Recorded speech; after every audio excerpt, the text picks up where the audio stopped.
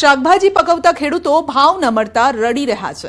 મગફળી પકવતા ખેડૂતો ભાવ ન મળતા આંસુ સારી રહ્યા છે। હવે ખેડૂતોને જલસા કરાવતા જીરામાં પણ ભાવની મોકાણ છે।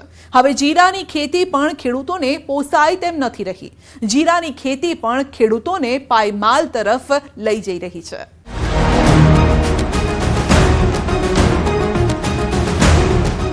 દિવસે ને દિવસે બિયારણ મોંઘું, દિવસે ને દિવસે ખાતર મોંઘું, દિવસે ને દિવસે વધતી મજૂરી, પણ દિવસે ને દિવસે ગગડતા ભાવ। શાકભાજી અને મગફળી પકવતા ખેડૂતો બાદ હવે જીરું પકવતા ખેડૂતો રડી રહ્યા છે। ખર્ચ ડીએપી ખાતરથી માંડીને બધી જગ્યાએ તમામ પ્રકારના જે ખેડૂતોનો જે સાધનો જે ઉપયોગ થતા હોય છે, ટ્રેક્ટરથી માંડીને બધે ખેડૂતનો ભાવ વધી ગયો છે। એમાં અને ખેડૂતને માર પડી રહ્યો છે અને ખેડૂતને ભાવ પૂરો મળતો નથી। ગુજરાતમાં એક સમયે એક મણ જીરાનો ભાવ આસમાને પહોંચ્યો હતો, એટલે કે સરેરાશ 10,000ની આસપાસ ખેડૂતોને ભાવ મળ્યો।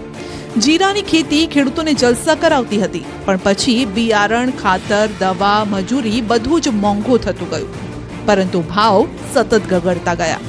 ચાલુ વર્ષે બોટાદ માર્કેટિંગ યાર્ડમાં સિઝનની નવા જીરાની આવક શરૂ થઈ છે, પણ ગત વર્ષની સરખામણીમાં ભાવમાં 1,000થી 3,000 રૂપિયાનો કડાકો બોલાયો છે। ગત વર્ષે પ્રતિ મણ ખેડૂતોને જીરાના 5,000થી 6,000 રૂપિયા મળ્યા। આ વર્ષે તો ખેડૂતોને 3,600 રૂપિયાના ભાવ મળવાના પણ ફાંફા છે। જીરાની ખેતી પણ હવે નુકસાનીની ખેતી ખેડૂતો માની રહ્યા છે।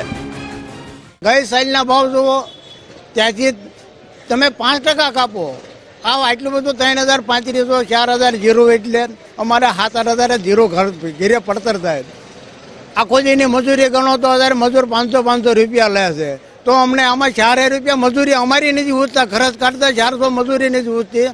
તો સરકારને નમ્ર વિનંતી કે ખેડૂતની સામું જુઓ અને સારા પુષ્કળ ભાવ આપો, તો ખેડૂતને કાંઈક બે પગ પરસે થાય। અત્યારે સૈનાના ભાવ જુઓ, અત્યારે અમારે જીરામાં લગભગ અંદાજે મારા અંદાજ પ્રમાણે 2,500-3,000 રૂપિયાની નુકસાની ગઈ વર્ષ કરતા છે।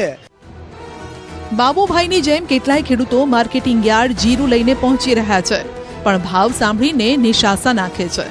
જીરું પકવવા માટે જે મહેનત કરી, જે ખર્ચ કર્યો તે માથે પડ્યો। પોષણક્ષમ ભાવ પણ ન મળે તો ખેડૂત કરે શું? લીંબડીથી ખેડૂત રાજુભાઈ પણ જીરું લઈને વેચવા આવ્યા, પરંતુ ભાવ સાંભળીને તેમના પણ હાજા ગગડી ગયા।